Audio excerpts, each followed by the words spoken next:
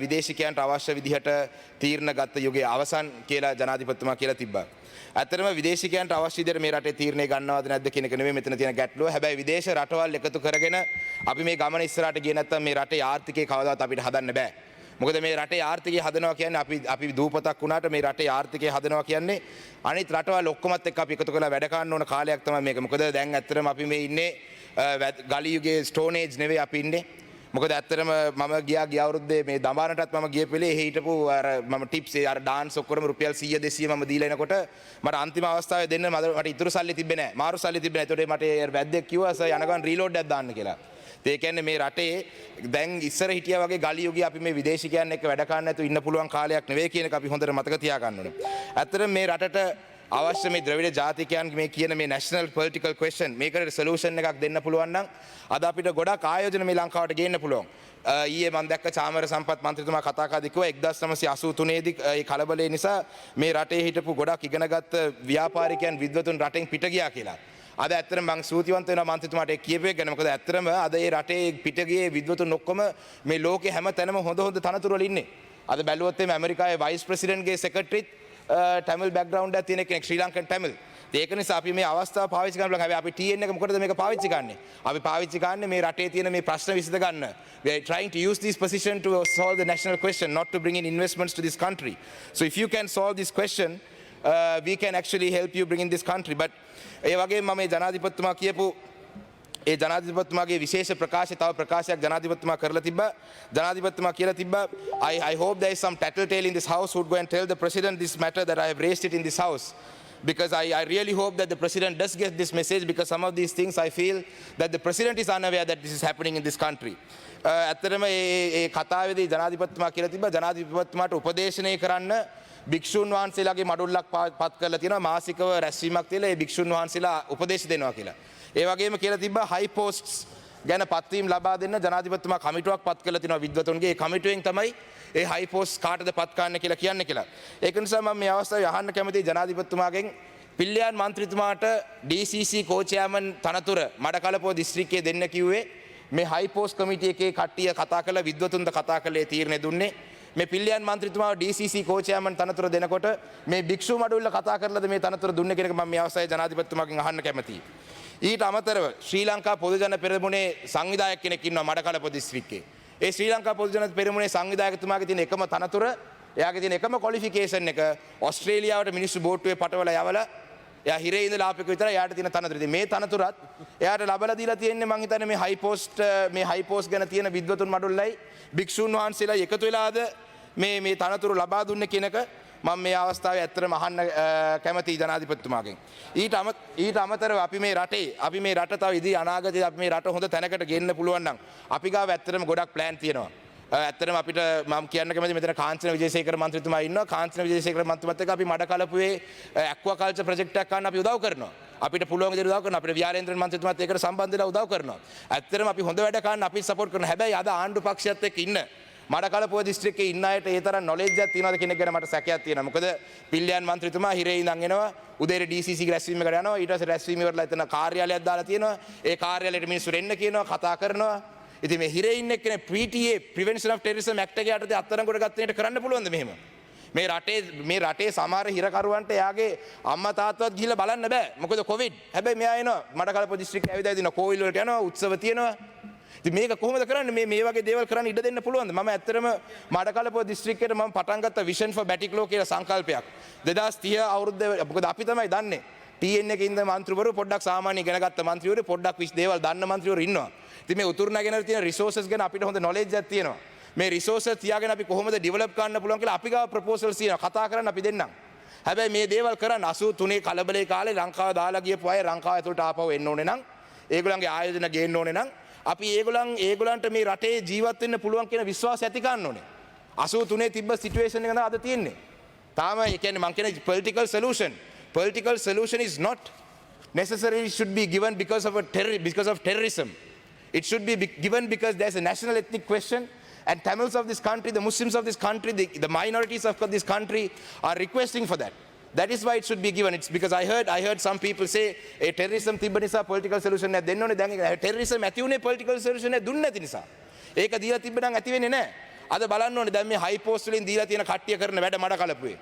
මේවා ගැන හොයලා බලන්න. I am really hoping that there will be someone close to the president who will go and say this because මම ජනාධිපතිතුමා මේ ළඟින් ආශ්‍රය කරන එක්කෙනෙක් කියලා හිතන එක්කෙනෙක් මට එදා කිව්වා ජනාධිපතිතුමා ආසයි මේ රටේ ලී කොන් යු වෙන්න කියලා සිංගප්පූරු වගේ. ජනාධිපතිතුමාට අවශ්‍යයි ලී කොන් යු. ඇත්තටම ජනාධිපතිතුමා දැන් මේ ගොඩක් අය විපක්ෂ ඉන්න අය ෆේල් පාස් කියලා ඔක්කොම කතා කරා. ජනාධිපතිතුමා මං හිතන්නේ තාම ෆේල් නෑ. මොකද අවුරුද්දක් ගිහින් තියෙන තව අවුරුදු 4ක් තියෙනවා. හැබැයි මේ යන විදිහට ගියොත් එමේ ජනාධිපතිතුමා ෆේල් වෙයි. මොකද මේ යන විදිහට ගියොත් ජනාධිපතිතුමා ෆේල් වෙයි. මොකද if you don't address this economic the political solution you can't have economic solutions. I'll tell you some reasons for me saying that. අද මඩකලපුව දිස්ත්‍රික්කයේ മന്ത്രി කෙනෙක් මම නම කියන්නේ නැහැ. අපේ ගරු මඩකලපුව දිස්ත්‍රික්කයේ අනිත් മന്ത്രിතුමාත් කවුද කියලා කියයි ඇහුවොත් එහෙම වැලි පර්මිට් දීලා තියෙනවා 32ක්. මං මහින්ද අමරවීර ඇමතුමා මඩකලපුවට ආපුවේ මං පෞද්ගලිකව ගිහලා හම්බෙලා කිව්වා ඇමතුමා මේ වලුත් වැලි පර්මිට් දෙන්න එපා කියලා.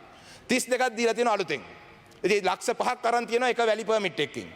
මාසෙට ලක්ෂ 2ක් දෙන්න ඕනේ එක වැලි පර්මිට් එකකට. අවුරුද්දකට දීලා තියෙනවා වැලි පර්මිට්.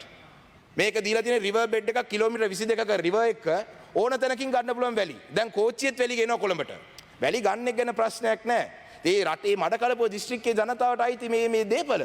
මේක රුපියල් ලක්ෂ 2ක් කොහෙද මේ කවුරු හරි එක්කෙනෙක්ට දීලා ගන්න ඕන අවස්ථාවේ මොකද්ද? මාසෙට ලක්ෂ 64ක්. අවුරුද්දට ලක්ෂ 750ක්. ගත්ත ඇඩ්වාන්ස්ුත් එක්ක අවුරුද්දට ලක්ෂ 1000ක්. මොකද්ද මේ පාර්ලිමේන්තුව වෙන්නේ මේ ලක්ෂ 1000ක් සල්ලි ගන්නද? තව තියෙනවා හොඳ කතා. ජනාධිපතිතුමාගේ කියලා තියෙනවා රැකියා ලක්ෂයක් දෙනවා කියලා. මේ රැකියා ලක්ෂයෙන් ජනාධිපතිතුමාගේ කතාව කිව්වා අපි 35000කට දීලා දෙනවා. හරි සතුටුයි දුන්නෙක් ගැන. මඩකලපේ දීලා තියෙනවා 250ක්. මේ 250 දීලා තියෙන එකයකින් රුපියල් ලක්ෂ ගානේ අරන් තියනවා කියලා තියෙනවා. කවුද කියන්නේ? අගමැතිතුමාගේ සම්බන්ධීකරණ ලේකම් කරුණම්මාන්. මඩකලපුව අම්පාර දිස්ත්‍රික්කයට සම්බන්ධීකරණ ලේකම් කියනවා. මඩකලපුවේ ඇමතිවරු මන්ත්‍රී මම නෙවෙයි කියන්නේ. හොයලා බලන්න. මම ඒකයි කිව්වේ ජනාධිපතිතුමාට ලී කොන් යු වෙන්න ඕන නම් මේ වගේ දේවල් කරලා කරන්න බෑ. මේ වගේ දේවල් කරන අය ළඟ තියාගන්නත් එපා. මහින්ද රාජපක්ෂ ජනාධිපතිතුමාගේ ඡන්දෙට මමත් වැඩ කරා 2015 දී. ඒ කාලෙත් මේ කල්ලිය තමයි ඉඳලා ජනාධිපතිතුමා පැරද්දුවේ දවස්වල. මට හොඳට මතකයි මම නාමල් මන්ත්‍රීතුමාට දවසක් කතා කරලා කිව්වා ඒ දවස්වල පෝලිං බූත් ඒජන්ට්ට 10000 ගාන එවලා තිබ්බා. එතකොට ජෙම් කෝපරේෂන් එකේ චෙයාමන් තමයි යාවේ. ආපු ගමන් මම නම කියන්නේ නැහැ මෙතන. යා ඒ ඔක්කොම සල්ලි ටික අරගෙන ඒ කියන්නේ පෝලිං බූත් 113ක් තිබ්බ මගේ ආසනේ. ඒ සල්ලි ටික අරගෙන මට රූලයි පැන්සලයි එවලා තිබ්බා. රූලයි පැන්සලයි ෆෝම් එකයි. මේ ටික පුරවලා දාන්න කියලා. දැන් එහෙම කට්ටිය තමයි ආපහු ලං කරන් තියන් ඉන්නේ. ඉතින් මේවා ගැන හොඳට හොයලා බලන්න. මොකද එහෙම හොයලා බලන්න නැතුව මේ ආර්ථිකය සංවර්ධනය කරන්න බෑ. මේ රටට විදේශිකයන්ගේ සල්ලි ගේන්න මං අපි ගාව අයිඩියා තියෙනවා අපි කියන්නම්. ඩුවල් සිටිසන්ෂිප් දැන් දීලා තියෙනවා ඩුවල් සිටිසන්ස්ට ගන්න ෆී එක අඩු කරන්න. ලංකාවෙන් පිට ගියපු අය ලක්ෂ 10ක් විතර ඉන්නවා දෙමළ අය. පොලිටිකල් සොලියුෂන් එකක් දුන්නොත් මේ ලක්ෂ 10ම ලංකාවේ සිටිසන්ෂිප් ගත්තොත් අනිවාර්යෙන් ඒගොල්ලන්ගේ ආයෝජන ලංකාව තුලට එනවා. ඒ ආයෝජන ලංකාවේ තියෙයි. අද චීනෙන් ගෙන සල්ලි මොනවද වෙන්නේ? මේ ආයෝජන මොනවද වෙන්නේ? By the time the useful life of this investment is over, that is when we will end up paying the loan. Then what will happen? The investment will be a dud investment. It will be useless. It will be not worth anything at all by the time they leave. Bring investors locally. මං උදාහරණයක් වශයෙන් තව එකක් මට කියන්න ඕනේ. මං SM Chandrasena ඇමතුමා හම්බෙන්න ගියා. නිකන් එක ටෙලිෆෝන් කෝල් එකකින් 2016 මේ ප්‍රොජෙක්ට් එක පටන් අරන් තියෙන්නේ. Canadian dollars 100,000. They're happy to invest. It could be a small amount. But this is one person who's happy to invest. LRC එකේ ඇමතිතුමා අස්සම් කරලා දීලා තාම අද වෙනකල් අවුරුදු 2016 ඉඳන් යන ප්‍රශ්නයක් මේක. මම පාර්ලිමේන්තුව ආවේ මේ පාර එකෙන් සහන්න එපා TNA මොනවද කරේ කියලා. හැබැයි 2016 ඉඳන් ආපු ප්‍රශ්නයක් මේක. දැන් 2016 ඉඳන් ආපු ප්‍රශ්නයක් මේක. හැබැයි දැන් SM චන්ද්‍රසේන ඇමතිතුමා මිනිත්ටක් දාලා දීලා මාස දෙකක් වෙනවා. LRC එකේ චෙයාමන් තාම දෙන්නේ නැහැ. හරියට මම මේ එයාගේ ගෙදර ඊඩමෙන් කැල්ලක් ඉල්ලනවා වගේ. අක්කර 12ක ඉඩමක් 100,000 Canadian dollars. තව කීයද? You have to get rid of this red tape. We brought an investment for coconut development. මොකද ගිය ආණ්ඩුවෙන් ගෙනාව පොල් ත්‍රිකෝණය කුරුණෑගල පුත්තලම ඉඳන් වෙනස් කරලා උතුරු නැගෙනහිරට ගෙනියනවා කියලා. ඒ ප්‍රොපෝසල් එක ගෙනිලි South Indian company එකක් එක්ක කතා කරලා desiccated coconut, virgin coconut oil. This is how you can develop the country's economy. අපි මේවා ගේන්න මේ ආයෝජනයක් ගේන්න කොහොම වාහරේ ෆොරස්ට් එකේ එක්කෙනා කියන ඒ ගහ ඇතුලේ ප්‍රොටෙක්ටඩ් ගහක් තියෙනවලු. අක්කර 50ක්. එක ප්‍රොටෙක්ටඩ් ගහක් තියෙන නිසා දෙන්න බෑ. ඉතින් මේ ඉන්වෙස්ට්මන්ට් එක කොහෙද මේ රට ඇතුළට සල්ලි ගෙන විදි මේ අපි කියන්නේ. බලන්න තිරුකුණාමලේ හාබ් එකක් තියෙනවා. Trincomalee harbor, it's a natural harbor. Why aren't we developing that natural harbor? We have built a harbor in Hambantota. Whereas we could have developed the natural harbor in Trincomalee. Why haven't we done that?